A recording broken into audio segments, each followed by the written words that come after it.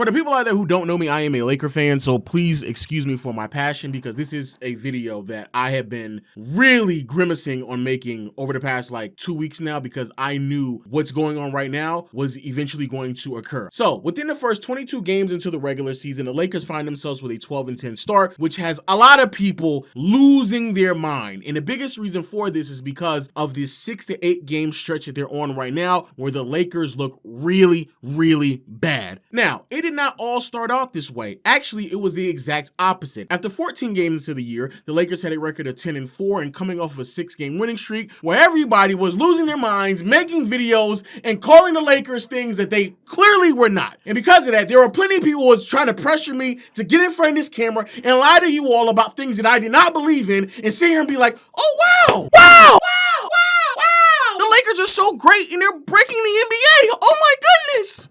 Even though the Lakers looked really, really good early on, one of the best offenses in the NBA, AD looked amazing, Dalton Connect was a steal in the draft, and everything was clicking and working right with the Lakers, more or less, I still was able to see the realness in the BS and being able to weed out the real and the fake. And it was a lot of phony baloney stuff going on with the Lakers, in large part because the schedule was weak. The Lakers were beating up on really bad teams. And kudos to them for winning games that they're supposed to win. There's a lot of teams in the NBA who have a hard time doing that. But I knew that the real test wasn't going to start until they started to match up with some of these better teams. And now that they have, it's looking really, really bad. Because now in these last 8 games, the Lakers are 2-6, I believe a bottom 5 offense, bottom 3 defense, net rating of -15, which in essence means that the Lakers are not only losing games, they're getting mollywopped. It's nasty, it's disgusting. They lost to the Denver Nuggets by 25 points. They lost to the Phoenix Suns by 27 points. They lost to the Minnesota Timberwolves by 29 points. And they just lost to a 500 Miami Heat team in embarrassing fashion. A 41-point blowout. 41! So, what exactly is going on? Now first, let's talk about coaching because I know for a fact that is a hot button topic that everyone wants to discuss. Quick history lesson here. Darvin Ham was the coach before JJ Redick. He coached the Lakers for 2 years. His first year,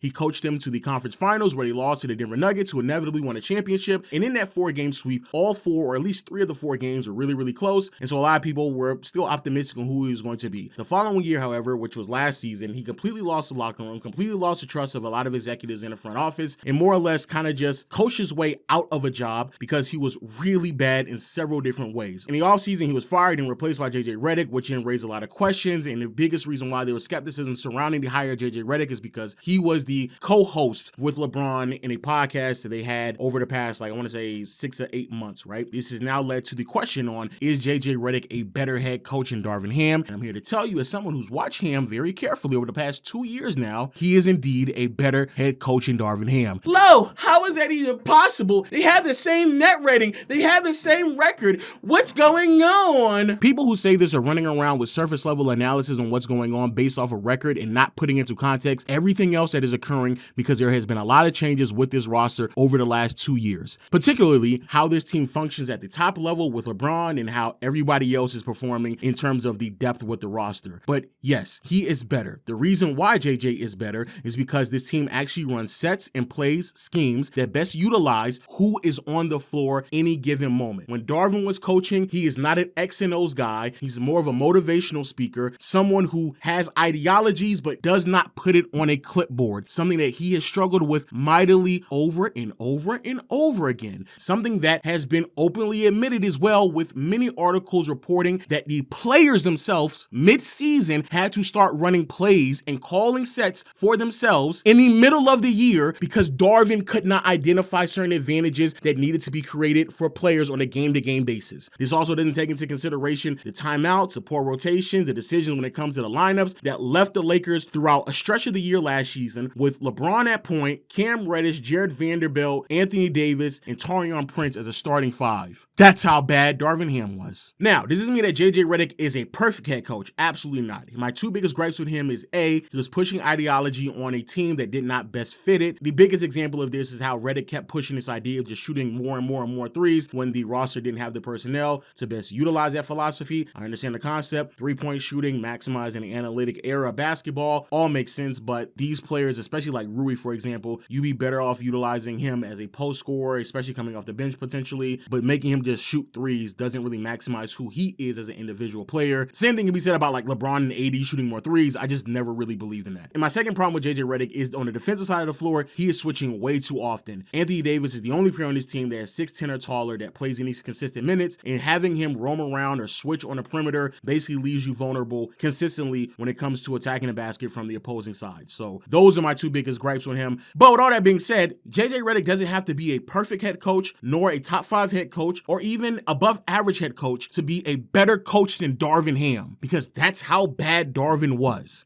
For those who are going to sit here and tell me, well, they have the same record. Well, he led them to the conference finals. A big reason why is because the roster was significantly better 2 years ago than it is today. When Ham was coaching that team to the conference finals, and I use that terminology very loosely, coaching that team to the conference finals, the top 8 rotational players in that postseason run 2 years ago was LeBron, AD, Reeves, D'Lo, Rui. Then you had Dennis Schroeder, Jared Vanderbilt, and Lonnie Walker. Now fast forward to where we are today, and the top 8 rotational players are LeBron, AD, Reeves, D'Lo, Rui, and then after that it is some combination of either Dalton Connect, Cam Reddish, and depending on the day, either Max Christie or Gabe Vincent. So yeah, that is a completely different roster. There are more willing and capable defenders on that roster. The bench was just significantly deeper. And on top of that, there is a better version of LeBron on that roster than we had early on to start this season. Well, doesn't that mean there's a front office problem? Why are you trying to get rid of the coach? I hate this argument because people act as if like two things can't be true. It can be a coach problem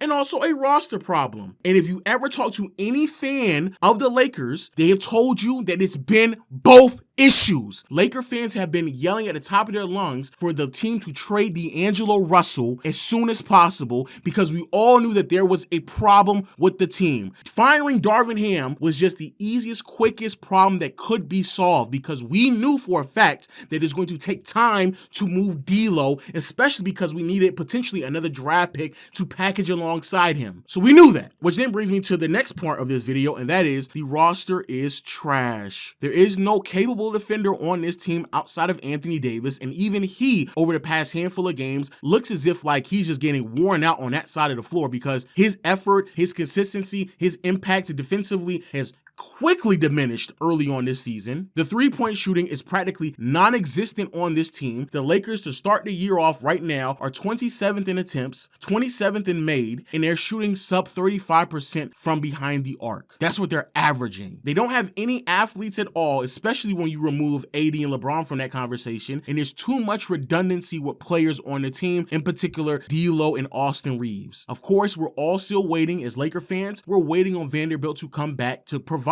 some of that defensive intangibles, provide some of that athleticism, provide some of that energy that we all know that he can bring, but we shouldn't be holding our breath hoping for one player. There has to be adjustments made for this team immediately. So the roster is bad, and I was never ever going to believe that this roster was good when we were beating up on bad teams and had to score 115 and 120 points to win those games early on this year, because that's what the Lakers were doing. The Lakers had to go out there and have all-time great offensive runs for us to beat up on middling sub 500 Eastern Conference teams while we were home. That's what we had to do. And that kind of leads us to the big elephant in the room now. Anthony Davis and LeBron James. Some of y'all thought that I probably wasn't going to talk about neither one of them, but here we are. AD and LeBron for the last 7 to 10 games have been hot garbage. Both of them. I don't give a damn about what LeBron just did last night against the Miami Heat in a 40-point blowout. The 10 games before that is some of the worst basketball you've ever seen LeBron play at any point of his career. Point blank period. Point blank period. Some of the worst basketball we have ever seen from LeBron. Now, some of y'all may believe that it's being hyperbolic, but this is what LeBron was doing in the last 10 games. He was averaging 19 points, 8 rebounds, 8 to 9 assists, while turning the ball over 5 times a game, shooting sub 44% from the field, 21 to 22% from behind the arc, 68% from the free throw line, and a true shooting percentage that was below 50%.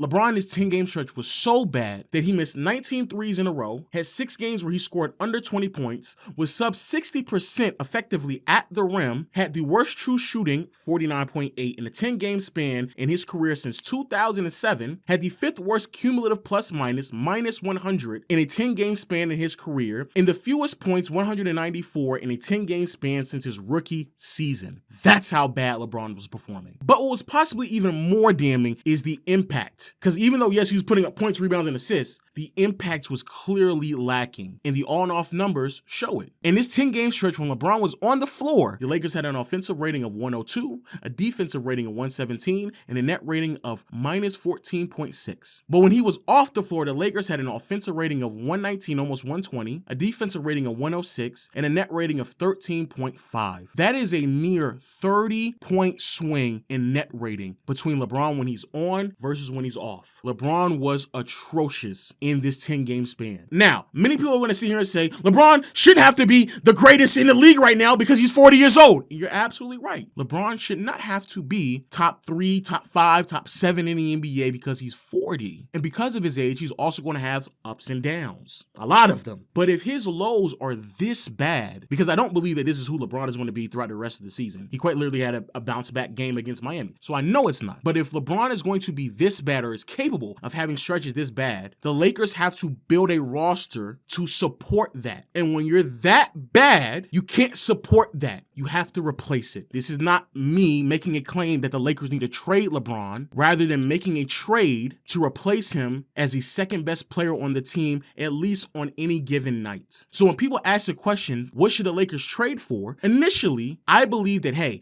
if LeBron and AD can play at a certain level, all we need is complementary pieces. All we need is supporting pieces. But if LeBron is capable of playing this bad for a 10-game stretch, the question shouldn't be, who should we get to support them? Laker Nation and the rest of the NBA world needs to get on the same page that the Lakers need to start looking for who's going to replace him. That's what the Lakers need to do. Now, originally, the conversation of who's going to replace LeBron on the Lakers was supposed to be Anthony Davis. And to be fair to AD, for most of the season, he has been amazing. But when AD also has a terrible stretch like he's having right now, it really does beg the question, what really is the ceiling for this team? For those who don't know, in the last 7 games, Anthony Davis is averaging 18 points, 11 rebounds, 5 assists with nearly 2 blocks, but shooting splits of 43, 15, and 77. In this 7-game span, AD has had 5 games under 20 points. Last night, couldn't even score 10, and just in a general sense, does not look anywhere near close to the level of aggressiveness that we saw from AD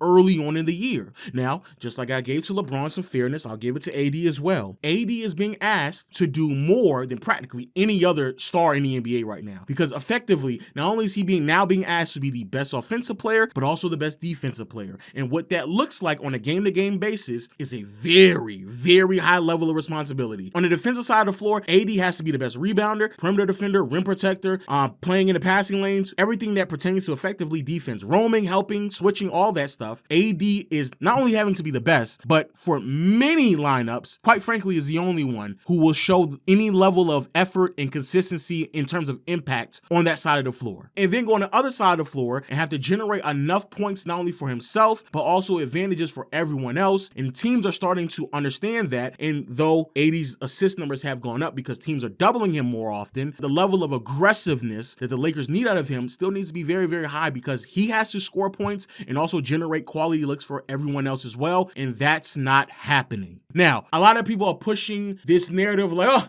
he's disappearing in the fourth. And in some instances, I do believe that AD should be more aggressive, without a doubt. But the truth of the matter is, bro, I've already accepted this. AD is who he is. He's just not the same shot creator. He's not the same generator of offenses like a Jokic, like a Giannis, like an Embiid, like majority of the players in the top 10. I do believe that AD is still a top 10 player, without a doubt. I do believe AD can be the best player on a championship team. But the way that roster has to be constructed, he has to have a legit offensive engine and weapon alongside him to complement who he is as a player to best maximize not only who he's going to be, but also maximize the rest of the roster as well. And unfortunately, LeBron cannot be that anymore because he's 40, dog. He's 40. And so when advantages aren't being created for Anthony Davis consistently, especially coming off a pick and roll and putting pressure on the basket from a ball handling perspective, you can have stretches where it looks this bad. I'm not excusing it because there's certain games in this run where AD should without a doubt be better than what he's performing. Last night against Miami, he 8 points is unexcusable. Doesn't make any sense at all. He is a star that has to have a very uniquely built roster around him. But if a high-level player cannot be provided to this team, then there needs to be real conversations on if the window is closed.